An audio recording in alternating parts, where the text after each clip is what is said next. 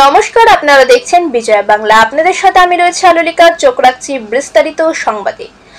2026 নির্বাচন আসতে না আসতে প্রার্থীদের দৌড়ঝাঁপে মাঠে নেমেছেন সুবীর মালাকার।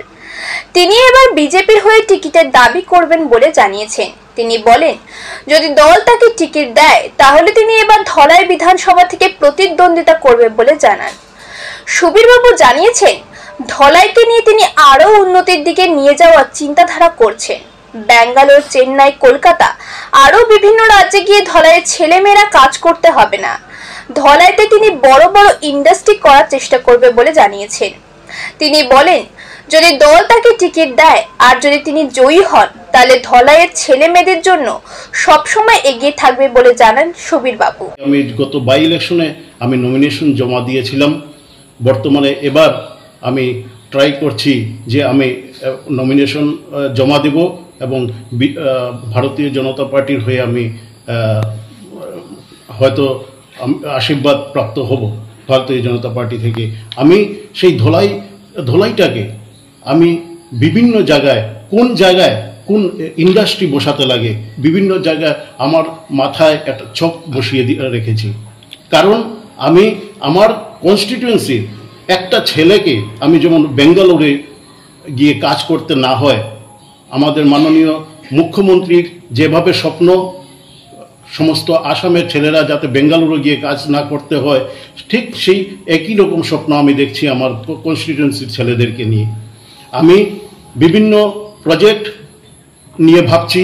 যেমন আমি হায়দ্রাবাদে গেছিলাম, তখন শ্রীধর ব্যাম্বু ওনার জুহু কর্পোরেশন একটা আছে সফটওয়্যার কোম্পানি, দেখে আমি অভিভূত হয়েছিলাম এবং আমি সঙ্গে সঙ্গে এসে এটা ওনাকে আমি মেইল করেছিলাম। সেই মেইল করার পর আমি ভাবলাম যে এই কাজটা তো যদি আমাদের মাননীয় মুখ্যমন্ত্রী করেন তাহলে ভালো হয়। তাই আমি মেইল করার পর এই কাজটা আপাতত স্টপ রেখেছি। আমি আমার ধলাইকে উন্নত করার জন্য আমার হাতে কোনো পাওয়ার নেই, কিন্তু বিভিন্ন ধরনের কাজ করে যাচ্ছি। যেমন ছোট একটা কাজ, যেমন ধলাইতে English medium school, Auxilium school, ভালো একটা স্কুল আমি এখানে চিন্তাধারা করে ফাদারের সঙ্গে চিন্তাধারা করে আমি এখানে বসিয়েছি। এবং বিভিন্ন জায়গায় যেদিকে যাই আমি উন্নত করার একটা চিন্তাই করে যাই।